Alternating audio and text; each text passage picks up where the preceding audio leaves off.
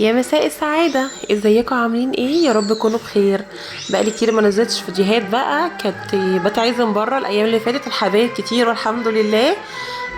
يا ربنا يخلينا لحبايبنا يا رب، ودايما كده وسطيهم ودايما معاهم يا رب. اللهم لك الحمد. تعالوا بقى هعمل اكله اسرع واسهل، اكله بتدخل قلبي. انا عامه بعشق الاكله دي، بالنسبه لي سهله جدا. بالنسبه لي يعني ما بتاخدش في ايدي نص ساعة. يعني انا النهاردة كنت في مشوار لحد الساعة 5. مروحة البيت الساعة 5، دخلت عملتها وقعدت وريحت، وكان عندي شوية مواعين كده غسلتهم، وعملت حاجات كتيرة قوي النهاردة، بجانب ان انا عملت الاكلة دي وما تعبتش ولا اي حاجة. زي ما انتوا شايفين، صينية بطاطس بالفراخ فظيعة، والرز اللي بقى اللي بالشعرية حاجه كده ايه بقى، عظمه. انا لما بعمل الاكله دي حرفيا عيالي بيناموا، ما بيصحوش من النوم بالليل جعانين ولا الكلام ده. تعالوا بقى نشوف هنعمل ايه. عندنا 3 بطاطسيات كده كبار كده حلوين. انا قلت بقى ان انا هقطعهم بطريقه غير تقليديه. عايزين تقطعوها طرنشات تكون تخينه شويه براحتكم بالسكينه.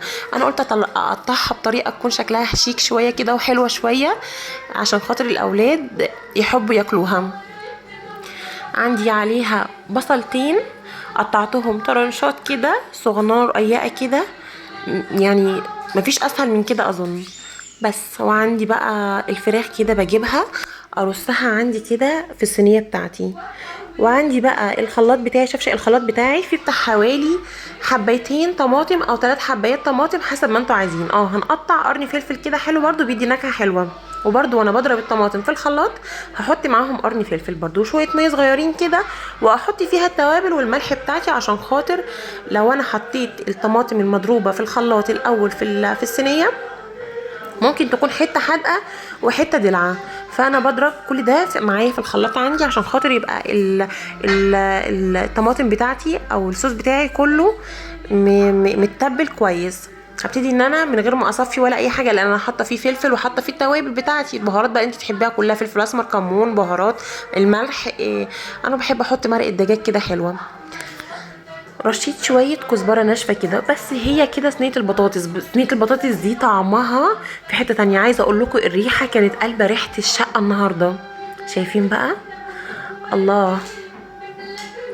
انا بالنسبه لي كده هي استوت، الفراخ عندي استوت والبطاطس عندي برضو استوت. هبتدي ان انا اجيبها وادخلها عندي في الفرن بتاعي، تاخد وشي من فوق كده يبقى كفاءه. شايفين بقى؟ عقبال بقى ما احطها عندي في الفرن عندي عشان تاخد وش كده احمر، هروح اعمل الرز بتاعي اللي بالشعريه الخطير. عندنا بقى الشعريه كده، شويه شعريه حلوين كده. انا بحبها تكون لونها بني فاتح مش غامق، ما بحبهاش تكون غامقه لان بتمرر الرز. بعد ما عملتها اللون البني بتاعي اللي انا عايزاه او الدرجه بتاعتي، بغسل الرز بتاعي كويس وبرميه عندي على الشعريه، وابتدي ان انا اشوحه كويس. في الاول بحط شويه زيت مع معلقتين سمنه كده حلوين.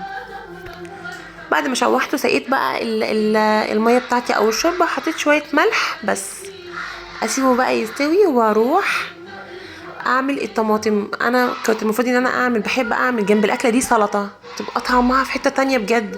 بس انا مش عندي حاجات السلطه، اللهم لك الحمد، ما عنديش حاجه بتقعد في التلاجة من حاجات السلطه نهائي. عندي كده طفلين صغيرين كده مجننيني في الحاجات دي، بالف هنا وشفا على قلبهم. فقررت ان انا اقطع طماطم كده طرنشات وارش عليها ليمونيه، اعصر عليها ليمونيه وارش عليها شويه ملح وكزبره ناشفه بس. شايفين بقى الجمال؟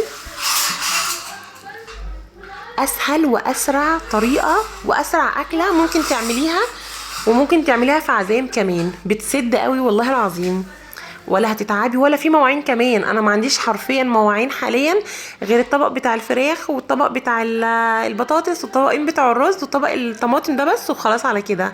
والصينيه بتاعت البطاطس فيها شويه، وصينيه الرز بس. مش مواعين بقى 100 حله.